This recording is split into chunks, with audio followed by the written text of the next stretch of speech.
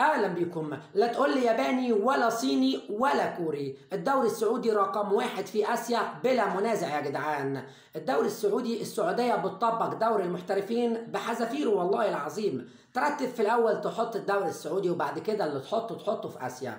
بصراحة يا جدعان بيقدموا منافسة قوية وشرسة ومحترمة بين كل الأندية، في انتظام في الجدول، في كل حاجة ممكن تتخيلها هناك. عموما أحب أقول لكم يا جدعان أنا بدأت أتابع الدوري السعودي الفترة اللي فاتت عشان الزمالك في دوري أبطال العرب، وأقرأ الفرق هناك بتلعب إزاي، وأشوف النصر وأشوف الشباب وأشوف غيره وغيره.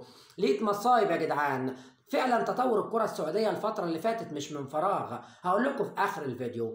رقم 1 يا جدعان، أحب أقول لكم إن الاتحاد اللي بيلعب فيه طارق حامد وأحمد حجازي لعيبة منتخب مصر صراحة عامل موسم خرافي. عموما في الصدارة من 23 ماتش، وكل الأندية 23 ماتش، في نظام محترم بين كل الأندية. عموما يا جدعان 23 ماتش ب 56 بونت، 56 بونت في الصدارة عزيزي. الاتحاد العميد نادي الوطن والنمور، الاتحاد حصل على ألقاب عديدة يا جدعان. عموما أحب أقول لكم إن المدير الفني للاتحاد البرتغالي عقد جلسة مع طارق حامد بيبدي فيها عدم إعجابه من طارق حامد. أنت لاعب كبير ما ينفعش ترد على الجمهور، جمهور الاتحاد جمهور زواق. طارق حامد قال لهم أنا لو اسمي طارق حامديتش وجاي ب20 مليون يورو وجاي من اوروبا كان الامر اختلف نتيجه بعض الانتقادات عند انتقاله من الزمالك. انت لاعب كبير ترد في الملعب يا طارق.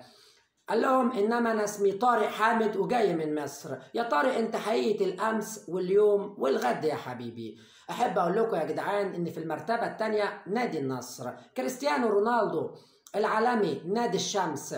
عموما يا جدعان النصر السعودي فريق بيلعب كوره على الارض بطريقه فوق الخيال من قبل اساسا قدوم كريستيانو. فريق محترم بجد فريق النصر، وله جمهور شرس داخل الملعب. احب اقول لكم ان النصر عنده 53 نقطة من 23 ماتش.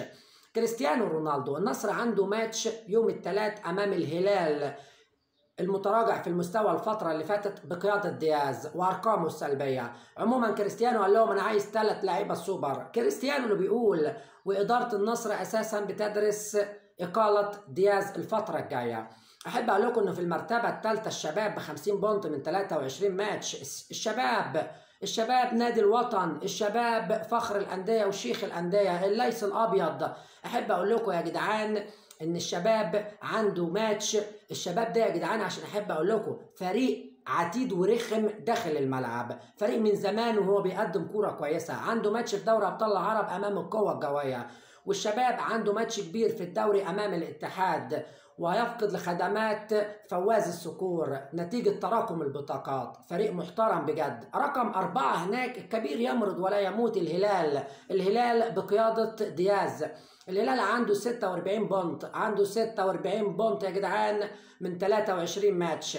سبحان الله، سبحان مغير الأحوال ومبدلها من حال إلى حال. الهلال اللي عنده ماتش أمام النصر، الهلال اللي بيعاني من 6 غيابات، الهلال زعيم آسيا ونادي القرن الآسيوي، سبحان الله الملقب بالزعيم. عموما عنده 6 غيابات وعنده عقوبات رادعة بعد الخسارة والأحداث الأخيرة من الشباب. الهلال الفترة اللي فاتت أرقام سلبية كتيرة لدياز.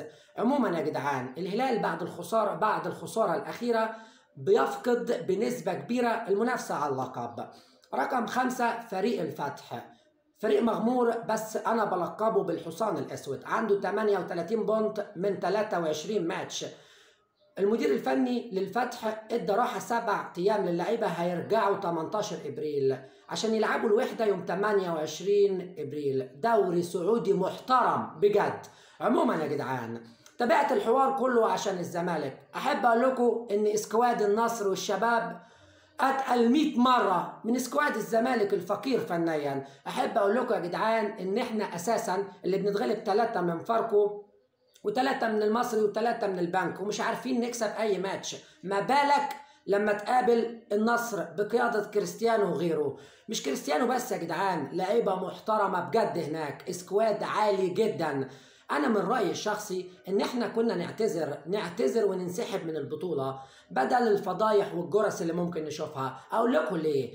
بناء فريق للزمالك الفترة الجاية وتقبل الأمر هو بداية تصحيح المسار. نبني فريق لبكرة للموسم الجاي يا جدعان، ونحافظ على كرامة نادي كبير اسمه نادي الزمالك. عموما يا جدعان أحب أقول لكم إن الدوري السعودي دوري شيق للغاية، دوري ممتع جدا بصراحة. دمتم في أمان الله.